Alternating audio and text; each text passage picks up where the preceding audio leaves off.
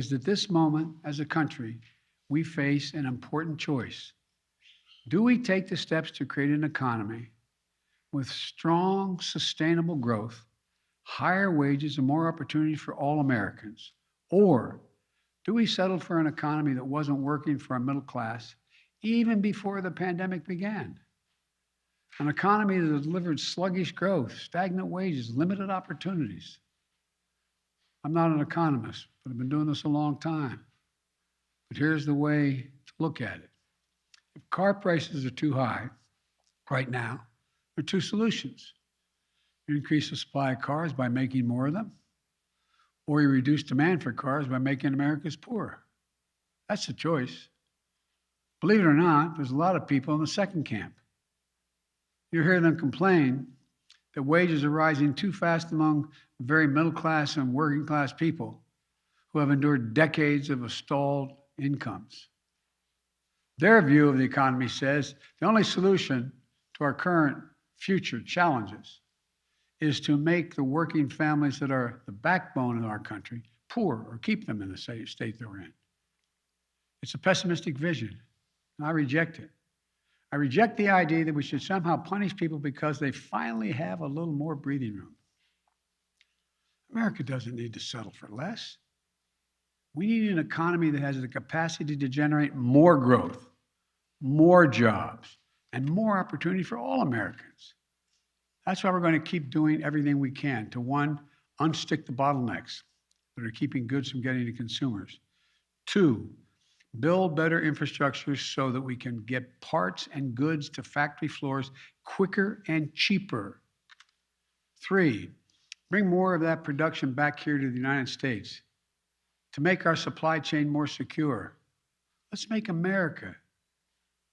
what we're selling in America made in America, so we're not at risk of foreign supply chains and shipping delays. And in doing so, get more Americans working in jobs with rising wages. I want to be clear. I'm confident the Federal Reserve will act to achieve their dual goals of full employment at stable prices and make sure the price increases do not become entrenched over a long term with the independence that they need.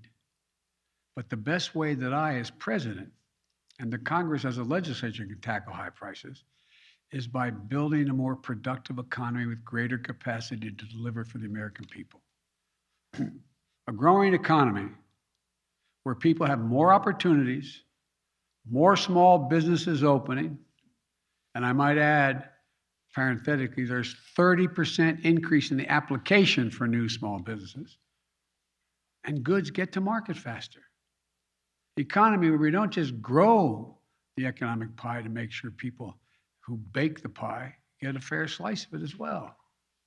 For too long, Republicans have thrown around terms like pro-growth and supply-side economics to drive an economic agenda that didn't deliver enough growth and supplied more wealth to those who already were very well off. From day one, my economic agenda has been different. It's been about taking a fundamentally new approach to our economy, one that sees the prosperity of working families as the solution, not the problem. There's never been a time I can think of when the middle class and working class have done well that the wealthy haven't done very well. Working families need to get a fighting chance. And by the way, the stock market, the last guy's measure of everything, is about 20% higher than it was when my predecessor was there. It has hit record after record after record on my watch while making things more equitable for working class people. At the same time, we've created jobs, reduced unemployment, raised wages. As I've always said, when working people do well, everybody benefits. I'm determined to grow the economy from the bottom up and the middle out, because when we do, we get more growth, higher wages, more jobs, and over time, lower prices. But don't take my word for it. Just look at the results, historical results, results for working Americans. Economists call this increase the productive capacity of our economy. I call it building back better. That's what we're going to keep doing. We're going to keep building. I thank you all very much, and I'll get a chance to talk to all of you on Tuesday when I am down in Georgia talking about voting rights. But thank you.